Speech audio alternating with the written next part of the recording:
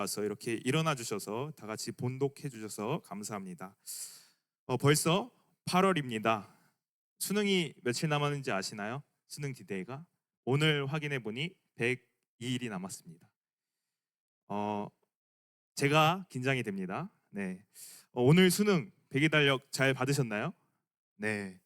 수능이 벌써 102일 남았다니 시간이 참으로 빠른 것 같습니다. 하루하루 달력 보시면서 말씀 위에서 승리하며 살아내 가기를 소망합니다. 오늘 우리가 살펴볼 에베소서를 혹시 누가 작성하였는지 아시나요? 바울 맞습니다. 바울이 작성하였습니다. 여러분과 제가 잘 알고 있는 바울이 작성한 편지 중 하나가 바로 에베소서입니다. 에베소서는 누구를 향해 바울이 작성한 편지일까요? 에베소 교회이겠죠. 네, 에베소 교회를 향해 바울이 작성한 편지입니다. 이렇듯 바울은 자신이 복음을 증거하고 개척한 교회에게 편지를 13편이나 작성하였습니다. 이것을 우리는 바울 서신이라고 부릅니다. 그 중 하나가 에베소이고요. 바울은 세 번의 전도 여행을 마치고 예루살렘 교회에서 자신이 전도 여행을 한 그 과정을 설명하기 위해서 선교 활동을 보고하기 위해서 예루살렘으로 도착을 합니다. 사도행전에 보시면 사도 바울은 3차 전도 여행을 마치고 예루살렘으로 옵니다. 바울은 잠시 쉬고 싶은 마음이 있었을 것 같기도 합니다. 그런데 웬걸요? 아시아에서 온 유대인들이 바울을 모방하고 거짓 누명을 씌웁니다. 거짓 누명이라 함은 그 당시 이방인은 성전 안으로 들어갈 수 없었는데 바울이 이방인과 함께 이방인을 데리고 성전 안으로 들어갔다라는 거짓 누명을 씌웁니다. 어, 저거 사도 바울 아니야? 사도 바울이 왜 이방인가? 특별히 에베소인과 함께 성전에 들어가서 성전을 더럽히는 거야 라는 이 거짓 누명, 100%의 거짓 누명을 사도 바울에게 씌웁니다. 그래서 사도 바울은 로마 군인들에게 잡히게 됩니다. 예루살렘 감옥에서 2, 3일, 그리고 가이사랴 감옥에서 옮겨 2년 동안, 또 여기서 끝나지 않고 가이사랴 감옥에서 로마 감옥으로 옮겨 2년, 총 4년의 수감 생활을 하게 됩니다. 이 4년의 투옥 생활이 언제 시작된지 아십니까? 사도 바울이 1차, 2차, 3차 총 11년이라는 전도 여행을 마치고 나자마자 4년의 투옥 생활을 하게 된 것입니다. 이게 복음을 전한 하나님을 위해 헌신한 대가입니까? 세상이 어떻게 나에게 이럴 수 있는 겁니까?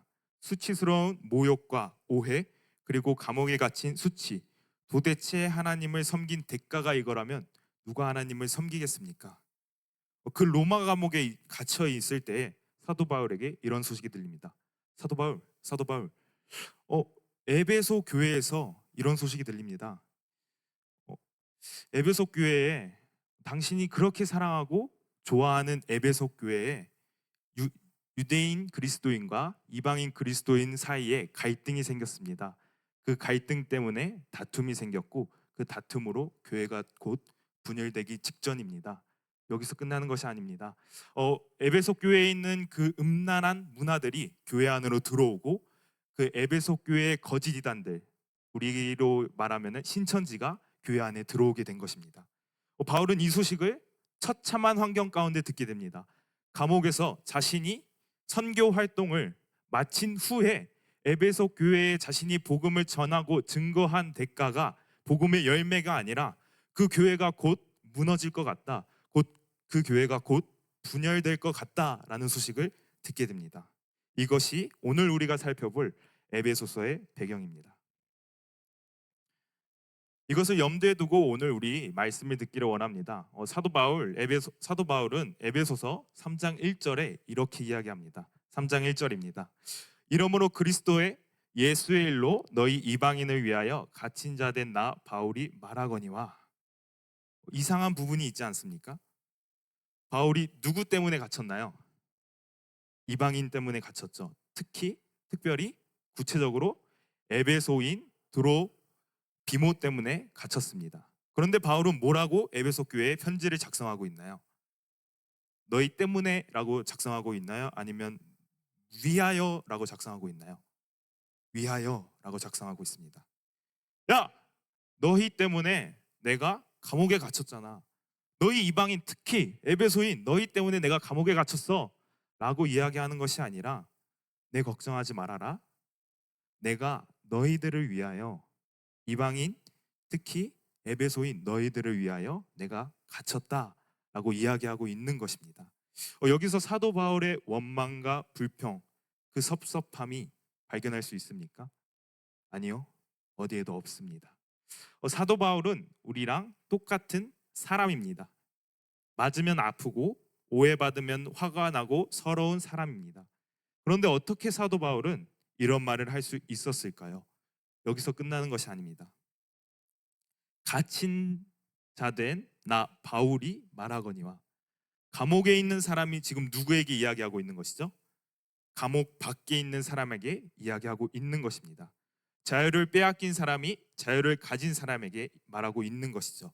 모든 것을 다 잃어버린 사람이 모든 것을 다 가진 자들에게 이야기를 하고 있는 것입니다.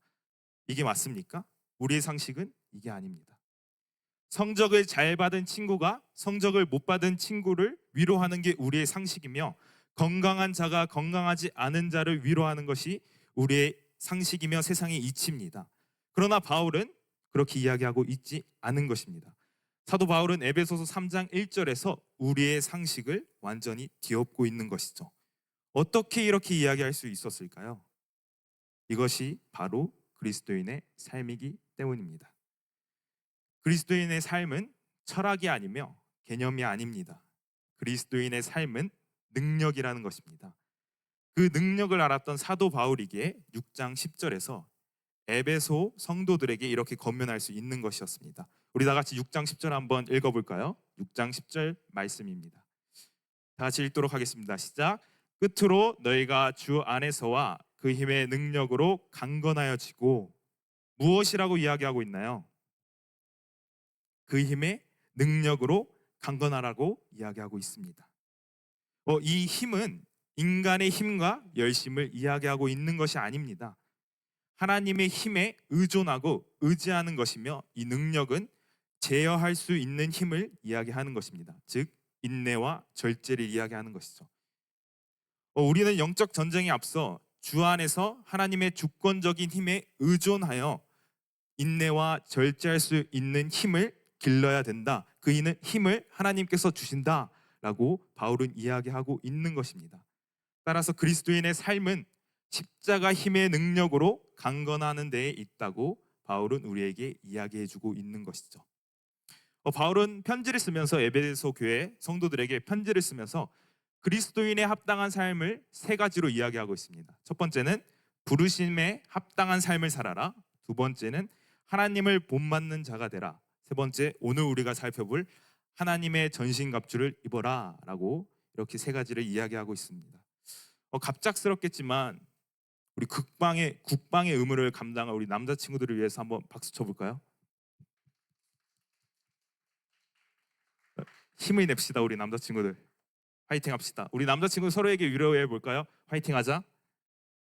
네, 화이팅 해봅시다. 우리 아자아자 화이팅. 네, 전쟁이 일어나면 꼭 필요한 게 무엇인지 아십니까, 여러분들? 지금 앉아있는 남자친구들과 저입니다. 즉 군인이 필요합니다. 군사가 없으면 그 전쟁은 지키지도 싸우지도 못하게 됩니다. 즉 의미가 없어진다는 것입니다. 전쟁에 있어서 이 군인을 제외한 중요한 세 가지가 있습니다. 첫 번째로 피하 식별. 아군을 쏠 수는 없지 않겠습니까? 우리 적군을 쏴야지 아군과 아군이 서로 싸울 수는 없기 때문에 피하 식별이 굉장히 중요합니다. 그래서 군대에는 암구호가 있는 것이죠. 자, 영적 전쟁이라고 안 한 친구들은 다 적군으로 제가 간주하도록 하겠습니다. 네, 두 번째로 그 다음에 복장 및 무기입니다. 전투에 최적화된 전투복을 입고 전쟁에 참여해야 되며, 얼마나 현대식 무기를 가지고 있으며 그 무기에 충분히 익숙하고 훈련이 잘 되어 있는지도 전쟁의 큰 판도를 다루게 됩니다. 마지막으로 세 번째, 전술 또는 전략입니다. 아무리 좋은 무기가 있다 할지라도 전술과 전략이 좋지 않다면 그 전쟁에서는 패배할 수밖에 없습니다. 간단하게 생각해 보자면, 서로 비등한 상태에서 무기와 또 전투복이 있다고 할 때 어느 쪽이 이길까요? 즉 더 많은 전술과 더 위대한 전략이 있을 때 그 전쟁에서 이기게 된다는 것입니다. 피와 식별, 복장 및 무기, 그리고 전술, 이 세 가지 모두가 중요하지만 이 중에서도 제일 중요한 것은 전술이라 생각합니다. 하나님의 전신갑주가 왜 필요한지 살펴보기 위해 먼저 우리가 살펴볼 본문이 있습니다. 제가 한 본문을 읽어드릴 텐데 본문에 대해서 미리 제가 한번 말씀을 드리겠습니다. 우리가 너무나도 잘 아는 사건입니다. 그리고 성경의 다른 곳에서도 이것을 역사적으로 기록하고 있다는 것을 염두에 두시고 제가 읽어드리는 본문 한번 해석을 해보십시오. 요한계시록을 읽어드릴 텐데 요한계시록은 상징적으로 작성되었다는 것을 염두에 두시고 잘 한번 들어보시면 될 것 같습니다. 하늘에 큰 이적이 보이니 해를 옷 입은 한 여자가 있는데 그 발 아래에는 달이 있고 그 머리에는 12별의 관을 썼더라. 이 여자가 아이를 베어 해산하게 되매 아파서 애를 쓰며 부르짖더라. 하늘에 또 다른 이적이 보이니 보라, 한 큰 붉은 용이 있어 머리가 7이요 뿔이 10이라. 그 여러 머리에 7 왕관이 있는데, 여기서 큰 붉은 용은 마귀 즉 사탄을 의미합니다. 그 꼬리가 하늘의 별 3분의 1을 끌어다가 땅에 던지더라. 용이 해산하려는 여자 앞에서 그가 해산하면 그 아이를 삼키고자 하더니 여자가 아들을 낳으니 이는 장차 철장으로 만국을 다스릴 남자라. 그 아이를 하나님 앞과 그 보좌 앞으로 올려가더라. 제가 지금 읽어드린 본문 어디인지 아시겠습니까? 어떤 사건인지? 자, 한 여자가 있습니다. 아이를 베어 해산을 하게 됩니다. 그리고 세 번째로 어떤 세력이 그 아이를 죽이려고 합니다. 뭐가 떠오르시나요? 예수님이 탄생하신 사건 맞습니다. 마태복음과 누가복음은 이 내용을 역사적으로 기술하고 있습니다. 그런데 요한계시록은 예수님의 탄생 이야기를 상징으로 말하고 있죠. 마태, 누가, 그리고 요한계시록은 다 동일한 내용을 다루고 있습니다. 그러나 서술하는 방식이 각자 다르죠. 또한 이 책에서는 예수님이 탄생할 때 예수님을 죽이려는 세력이 있다고 이야기하고 있습니다. 요한계시록에서 우리가 방금 제가 읽어드린 요한계시록에서 예수님을 죽이려고 한 세력이 누구라고 이야기하고 있죠? 사탄, 마귀라고 이야기하고 있습니다. 그러나 마태복음과 누가복음에서는 예수님을 죽이려고 한 세력이 헤롯이라고 이야기하고 있는 것이죠. 그럼 뭐가 진짜일까요? 성경에서 사탄 그리고 헤롯, 이 둘이 예수님을 해하려는 세력이라고 이야기하고 있는데 뭐가 진짜일까요? 성경이 이 두 가지 내용을 가지고 서로 다른 이야기를 하고 있는 것일까요? 아닙니다. 둘 다 진짜입니다. 사람의 눈으로 보이는 것이 헤롯이며 그 헤롯을 영향을 주고 그 헤롯을 움직이는 것이 바로 사단이라는 것을 우리는 알 수 있습니다. 그럼 우리가 진짜 싸워야 될 대상이 누구인가요? 헤롯인가요? 사탄인가요? 누구일까요? 사탄입니다. 우리가 헤롯을 한 번 죽이면 두 번 다시 생겨나고 100번, 10번, 1000번 죽여도 계속해서 헤롯은 생겨납니다. 그렇기 때문에 우리가 싸워야 될 대상은 헤롯이 아니라 사탄이라고 이야기하고 있는 것이죠. 에베소서는 우리의 싸움은 혈과 육에 속한 싸움이 아니라 통치자들과 권세들과 악의 영들에 있다라고 이야기하고 있는 것입니다. 우리는 이것을 이해해야지 하나님의 전신갑주를 이해할 수 있는 것입니다. 우리의 삶도 동일합니다. 우리가 싸워야 할 대상은 사람이 아니라는 것이죠. 저 친구, 저 선생님, 내 상사, 심지어 내 부모님이 아니라 사탄이라는 것입니다. 그 사람이 없어진다고 해서 우리에게 문제가 없어지지 않습니다. 우리가 싸워야 할 대상은 사탄이며 피와 식별을 분명하게 하여 아군과 싸우지 않는 일이 발생하기를 바랍니다. 적군과 싸워 그 사탄에게 승리하는 여러분과 제가 되기를 소망합니다. 사단은 예수 그리스도를 구주로 모시는 자들을 건들지 못합니다. 그렇기 때문에 우리는 사단에게 있어 너무 비정상적인 권위와 힘을 주면 안 됩니다. 사단은 절대로 절대로 예수 그리스도를 믿는 사람들을 건들 수 없습니다. 사단을 두려워하지 마십시오. 사단이 우리를 두려워해야 되는 것이 성경에서 이야기하고 있는 것입니다. 계속해서 바울은 우리에게 사탄을 대적해야 한다고 말하고 있습니다. 여기에서 대적하다라는 헬라어는 견디다, 용기를 가지고 마주하여 지속하다라는 의미를 내포하고 있습니다. 여러분, 우리가 서 있는 그 자리가 영적 전쟁의 현장이라고 바울은 이야기하고 있는 것입니다. 오늘 내가 서 있는 학교, 학원, 가정의 자리가 우리의 전쟁터라는 것입니다. 오늘 이 주일 예배를 지키고 나의 한 주간의 말씀과 기도 생활을 지켜 사탄의 공격에도 굳건히 그 자리를 지키고 견디며 승리하는 여러분과 제가 되기를 주님의 이름으로 소망합니다.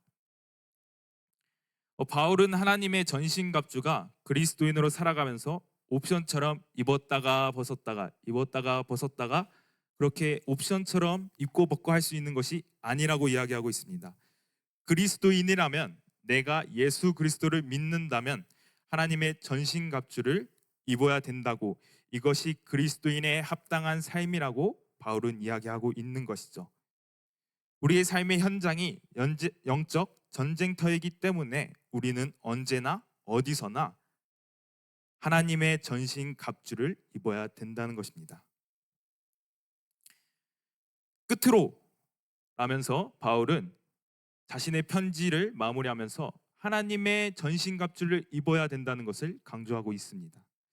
왜 이렇게 강조했을까요? 바울은 본인이 다녔던 1차, 2차, 3차 이 선교 활동 가운데 자신이 두 발 딛고 서 있는 이 생활, 이 환경에 너무나도 수없이 많은 영적 전쟁이 있었기 때문에 에베소 교인들에게 여러분들이 살아내 가야 할 그 생활, 그 하루하루의 삶이 영적 전쟁이기 때문에 여러분들은 하나님의 전신갑주를 매일매일 입고 그 삶의 자리를 지켜야 된다라고 이야기하고 있는 것입니다. 에베소 교인들이여, 하나님의 전신갑주를 입으십시오. 영적 싸움에서 우리가 맞서 싸우기 위한 복장과 무기는 하나님의 전신갑주입니다. 다 외우고 있는 친구들이 있을까요? 여러분들의 눈빛을 보아하니 모르는 것 같습니다. 구원의 투구, 의의 호신경, 의의 흉배, 진리의 허리띠, 믿음의 방패, 성령의 검, 복음의 신. 총 몇 개일까요? 몇 개일까요? 6개. 네, 맞습니다. 6개입니다. 그런데 한번 생각을 해보십시오. 만일 사탄이 칼 들고 우리를 죽이려 하면 우리가 막을 수 있을까요? 칼 들고 우리를 죽이려 할 때 의의 호신경, 믿음의 방패를 들면은 뚫립니다, 여러분. 그거는 광신도입니다. 여러분, 그거 죽습니다. 칼 들고 설치는 사단에게 우리가 믿음의 방패를 들고 의의 호신경을 가지고 대면은 죽습니다, 여러분.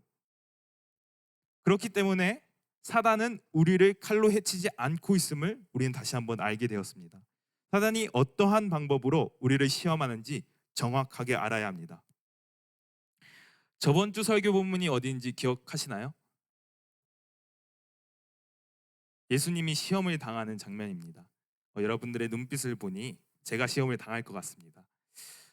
예수님이 시험을 당하는 장면 가운데 제가 정확히는 다루지 않았지만 오늘 마태복음 4장 3에서 3절과 6절을 한번 다뤄보려고 합니다.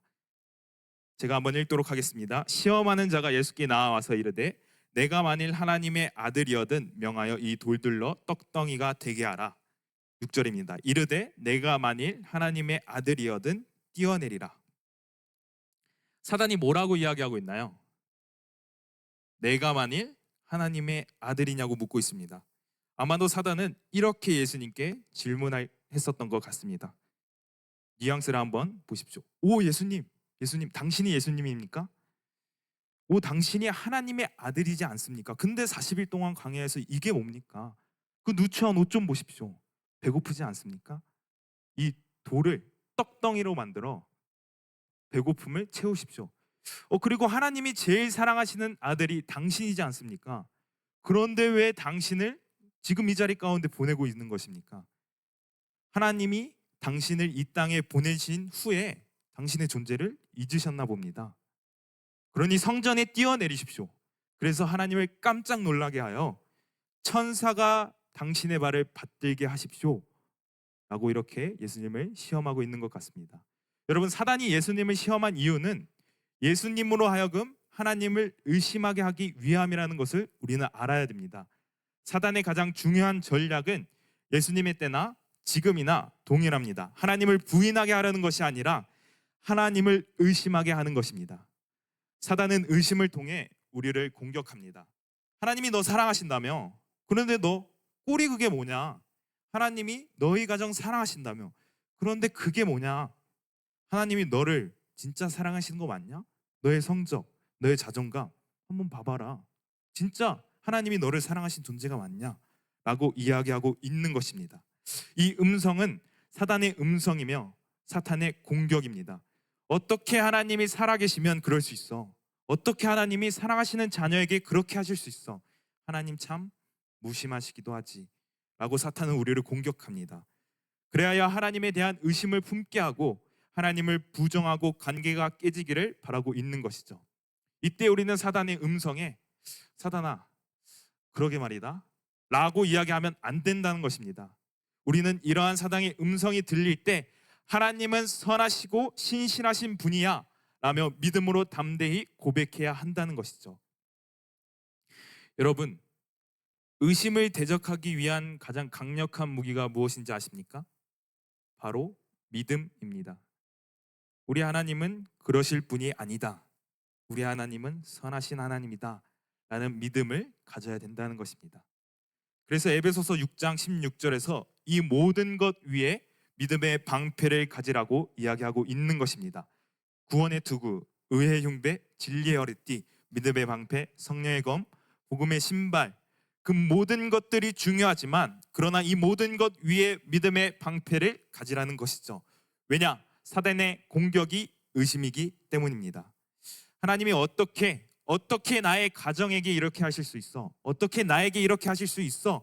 라는 생각이 들 때 하나님, 내가 이렇게 기도하고 말씀을 묵상하고 하나님을 찾는데 어떻게 나에게 이렇게 무심하게 대하실 수 있습니까? 라고 생각되며 하나님이 보이지 않는 것처럼 생각될 때, 그렇게 여겨질 때 우리는 믿음을 가지고 선포해야 된다는 것이죠. 하나님이 지금도 내 삶을 붙들고 있다 라고 믿음으로 나아가야 됩니다. 보이지 않는 안개와도 같은 인생 가운데 우리는 사탄의 의심에 하나님을 시험하고 의심하는 것이 아니라 하나님께서 오늘 나에게 주신 인생이라는 삶의 자리에서 그리스도의 군사로서 사탄을 대적하여 담대하게 믿음으로 하나님을 고백하며 신뢰해야 한다는 것이죠. 이것이 절대로 쉽지는 않습니다. 그리스도의 군사로 살아가는 게 쉽지 않다는 말입니다. 더군다나 너무나도 불안하고 불확실한 나의 미래 가운데 고3이라는 환경 가운데 우리는 의심하기 마련입니다. 그러나 그 가운데 믿음을 가지고 조금씩 하나님은 오늘도 내 삶을 인도하고 붙잡고 있어 라고 고백하며 오늘의 삶을 담대히 믿음으로 승리하는 여러분들이 되기를 소망합니다. 우리가 누구를 상대해야 하는지, 어떠한 복장을 입고 전쟁을 치러야 되는지 알게 되었습니다. 그런데 사도 바울은 전신갑주에 대해서 6장에서 정확하게 설명하고 있지 않습니다. 왜냐하면 1장에서 3장까지 구원이 무엇인지, 의가 무엇인지, 진리가 무엇인지, 복음과 믿음과 성령이 무엇인지 우리에게 이야기하고 있었기 때문이죠. 하나님의 전신갑주에 있는 것 굉장히 중요합니다. 그러나 전쟁에서 제가 제일 중요한 것이 무엇이라고 이야기했죠? 전략이라고 이야기했습니다. 우리가 어떻게 싸워야 되는지, 영적 전쟁에서 그리스도의 군사는 어떠한 전략과 전술로 싸워야 하는지가 중요하다는 것입니다. 즉 하나님의 전신갑주를 입은 우리는 하나님의 방식으로 싸워야 하는 것입니다. 그런데 우리는 입은 것은 하나님의 전신갑주인데 싸우는 방식은 사탄이랑 똑같다라는 것이죠. 거짓말하고 권위를 가지고 권위를 사용하고 짓누르고 그러면 사단이 당황하겠죠. 쟤는 누구니? 저 친구 입은 것은 하나님의 전신갑주인데 왜 싸우는 방식은 거짓이야? 왜 어둠이야? 왜 나랑 같아? 라고 사단이 이야기하겠죠. 참 재미있는 현상입니다. 입은 것은 하나님의 전신갑주인데 싸우는 것은 사탄이랑 똑같으면 안 됩니다. 그러므로 우리는 전신갑주를 입은 것만큼이나 중요한 것이 하나님의 방식과 전술로 싸우는 것입니다. 설교를 마무리하면서 하나님의 방식으로 싸우는 게 어떠한 건지 알려드리도록 하겠습니다. 여러분, 제가 알려드리면 그대로 살아내실 수 있겠습니까? 살아낼 수 있나요? 아님 말고요. 그러나 우리는 살아내야 됩니다. 제가 하나님이 싸우시는 전술이 무엇인지 알려드리도록 하겠습니다. 로마서 12장 말씀입니다. 여러분들은 눈으로 따라오십시오.